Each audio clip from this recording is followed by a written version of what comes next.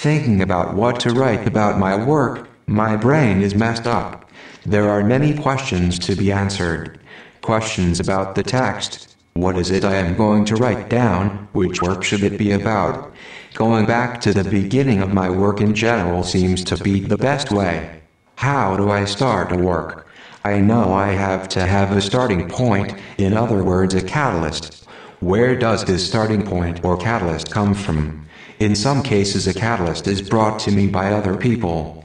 Though, watching the environment, the space around me, can give me catalysts too. It is not only the visual aspect what can inspire me to start a work. Things happening around me in relation to time and context can be catalysts as well.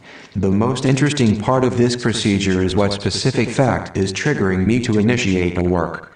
I assume there is a defined system of interest triggering me, but I haven't succeeded yet to translate this red line into a definition.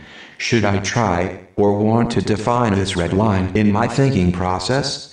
To be aware of the definition can take away the boundless process of thinking and will perhaps narrowing my vision and creativity.